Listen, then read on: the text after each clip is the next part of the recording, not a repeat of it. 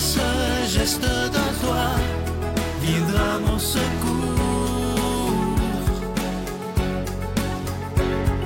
Viens semer dans mon âme le grain de l'amour. Je traverse un désert et je meurs de soif. Montre-moi le mystère qui garde la foi. Bonjour, bienvenue à votre émission La Victoire de l'amour en ce samedi 4 novembre 2023. J'espère que vous vous portez bien chez vous. On rejoint tout de suite, comme à tous les samedis, pour sa chronique, l'abbé Stéphane Roy. Et à l'homélie, ce sera le père Michel-Marie de Paris.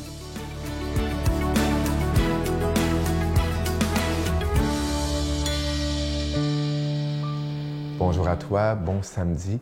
Bienvenue à cette chronique sur les chemins du cœur. La semaine passée, tu te rappelles peut-être, je te parlais de ce qui est peut-être une des tâches les plus importantes pour moi à la prison, mais aussi à l'extérieur. Une des choses que je considère les plus importantes dans la vie, dans nos relations, l'écoute et l'empathie. Et je te disais que l'écoute, c'est beaucoup plus qu'entendre, hein? C'est attendre attentivement, c'est de donner du temps, de donner une place à l'autre, d'écouter et de voir les paroles, mais et de voir en dessous, eh bien, les émotions, les sentiments, ce que l'autre veut nous exprimer. Et je trouve que l'écoute se travaille tout le temps. Ça se travaille, l'écoute, parce que c'est un art, parce que c'est un grand œuvre. Et aujourd'hui, avec toi, je voudrais voir trois conseils, 3 trucs pour mieux écouter.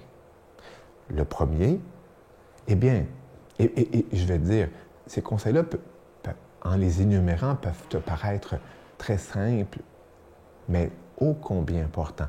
On ne peut pas négliger ces petits conseils. Et voilà pourquoi je tiens tant à les revoir avec toi. Le premier, être pleinement présent. Bien évidemment, à la personne qui nous parle. Et pour être pleinement présent, éliminer les distractions environnantes ou peut-être mentales et se concentrer en faisant preuve d'attention et d'intérêt à l'autre. Être pleinement présent.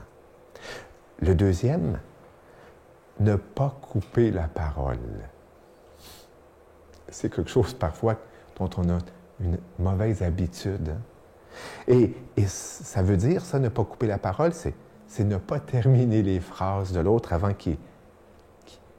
pour répondre avant qu'il l'ait terminé. Ou on devine ce qu'il va dire, la pensée, puis on le dit. Surtout quand la personne, parfois, prend du temps, bégaie ou parle une autre langue et cherche ses mots. Non, ne pas couper la parole à l'autre et lui laisser finir ses phrases.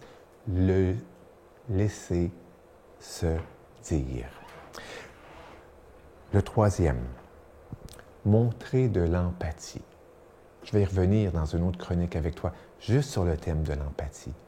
Mais quand on écoute l'autre et qu'on veut bien l'écouter, montrer de l'empathie, c'est essayer de comprendre ses émotions, ses sentiments derrière les mots, en se mettant à sa place et en écoutant avec bienveillance. Ces 3 conseils que je t'inviterai peut-être cette semaine à méditer, à réfléchir, à pratiquer. Être pleinement présent, pas couper la parole et montrer de l'empathie. Bonne semaine. Notre Père qui es aux cieux, que ton nom soit sanctifié, que ton règne vienne, que ta volonté soit faite sur la terre comme au ciel. Donne-nous aujourd'hui notre pain de ce jour. Pardonne-nous nos offenses, comme nous pardonnons aussi à ceux qui nous ont offensés. Et ne nous laisse pas entrer en tentation, mais délivre-nous du mal, car c'est à toi qu'appartiennent le règne, la puissance et la gloire pour les siècles des siècles. Amen. La Victoire de l'amour vous invite à venir vivre des moments inoubliables en Italie en compagnie du Père Michel Marie, Christine Michaud, Miguel Padilla et Sylvain. Nous visiterons Venise, Padoue, Florence, Sienne, Assise et Rome, la ville éternelle. Célébration eucharistique avec le Père Michel Marie. Nous assisterons aussi à l'audience générale avec le pape François au Vatican, du 2 au 13 juin 2024, avec Spiritour au 514-374-7965 ou 1-866-331-7965. Je prends quelques instants pour solliciter votre aide pour le ministère de la Victoire de l'Amour. Ce mois-ci, le cadeau du mois est absolument magnifique. Regardez-le bien à l'écran. Il s'agit du pendentif de la lumière divine. C'est en pierre, en cristal tchèque, et ça vient avec une chaîne en acier inoxydable, donc ça ne ternira pas. Ce bijou, il est déjà béni, et vous savez que vous le recevrez avec un don de 25 $, et si vous en voulez deux, avec un don de 40 $. Je vous rappelle que vous recevrez un reçu pour fin d'impôt, et je vous donne l'adresse en vous remerciant d'avance de votre grande générosité. La Victoire de l'Amour, case postale 120, succursale Boucherville à Boucherville, le J4B 5E6, je vous la redonne. La Victoire de l'Amour, case postale 120, succursale Boucherville à Boucherville, le J4B 5E6. Également par téléphone, par carte de crédit du lundi au vendredi de 8h30 à 16h30 dans le 514-523-4433, 523-4433 ou sans frais le 1-888-811-9291, 1-888-811-9291 et aussi sur notre site Internet. Vous savez que c'est la façon la plus sécuritaire, rapide et efficace de faire votre don, le www.lavictoiredelamour.org. Alors, je vous rappelle ce magnifique cadeau. Regardez-le à l'écran, c'est vraiment d'une grande qualité. Ce beau pendentif de la lumière divine qui est en cristal tchèque et la chaîne est incluse qui est en acier inoxydable, donc ça ne ternira pas et c'est des beaux cadeaux à faire pour Noël. Je vous rappelle également, ça c'est important que je ne l'oublie pas, à la demande générale, la Croix de l'Espérance est de retour seulement jusqu'à la fin décembre et aussi à votre demande, le bracelet en pierre volcanique que vous voyez à l'écran est revenu jusqu'à la fin décembre également. Merci de votre grande générosité et de votre prière.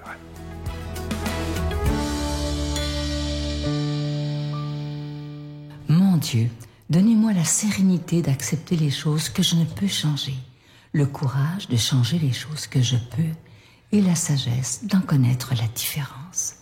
Amen.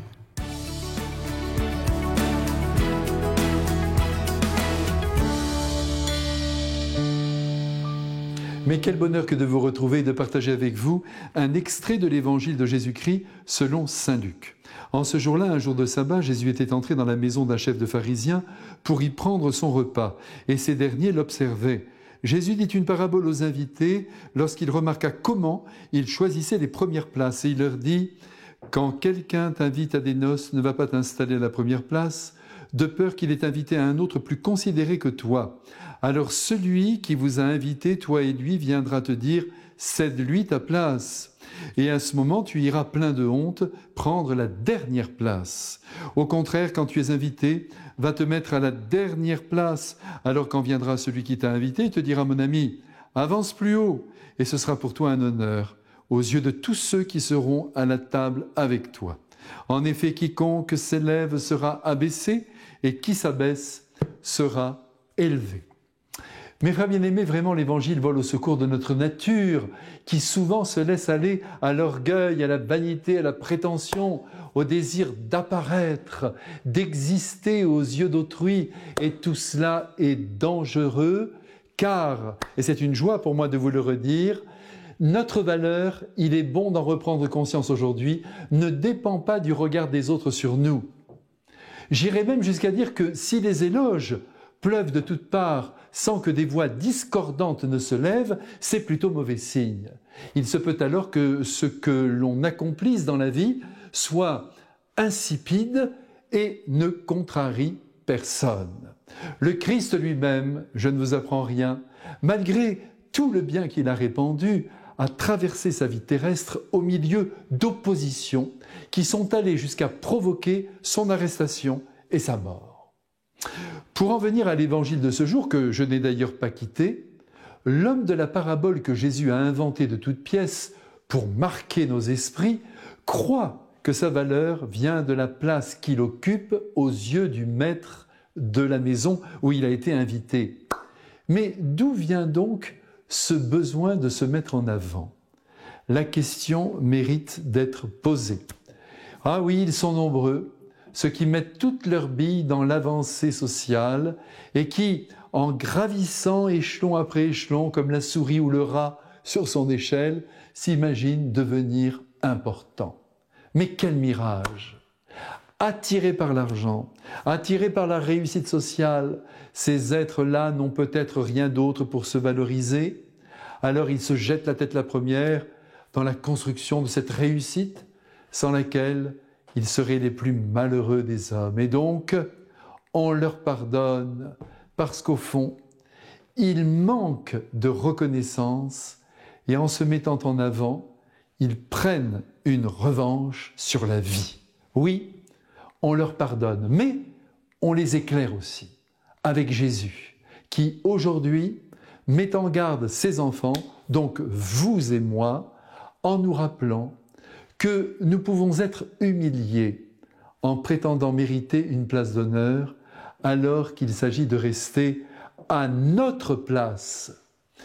Ici, je ne résiste pas à vous citer une pensée de Sacha Guitry, un très grand écrivain français. Une pensée tellement juste, et la voici. Quand tu montes à l'échelle, disait-il, souris à tous ceux que tu dépasses, car tu croiseras les mêmes en redescendant. Mais oui, souriez avec moi et prenez la résolution d'escalader, certes, la montagne, mais une montagne à notre mesure.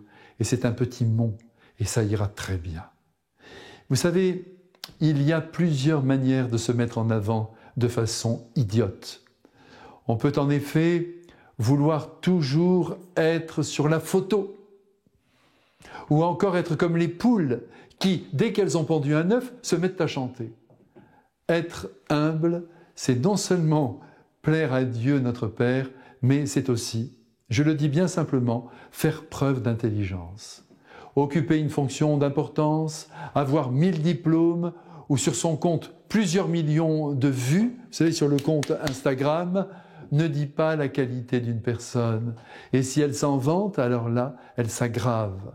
Et ce qu'elle croyait être une valeur devient une condamnation par le Christ lui-même. Qui s'abaisse sera élevé, qui s'élève sera abaissé. Vous, comme moi, j'en suis sûr, vous vous êtes un jour extasié devant une personne toute simple. Vous savez, ces personnes toutes généreuses, remplies de bonté. Par exemple, ces grands-mères si bonnes qui, toute leur vie, se sont dévouées à leurs enfants, à leurs petits-enfants, et qui n'ont jamais envié personne, et qui sont devenues grandes aux yeux de Dieu, en raison de leur petitesse. Mon Dieu, puissions-nous leur ressembler et parvenir à leur degré de sainteté. Je vous bénis tous. Amen. Je vous salue Marie, pleine de grâce. Le Seigneur est avec vous. Vous êtes bénie entre toutes les femmes, et Jésus, le fruit de vos entrailles, est béni. Sainte Marie, Mère de Dieu, priez pour nous pécheurs, maintenant et à l'heure de notre mort. Amen.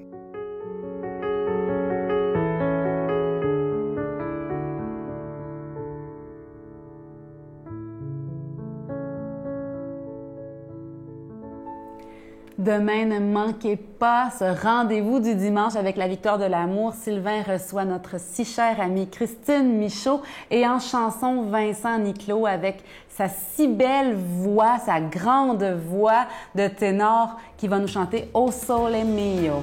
Donc, ne manquez pas la victoire de l'amour demain dimanche avec son nouvel horaire à 13h. C'est à noter, 13h, la victoire de l'amour demain dimanche.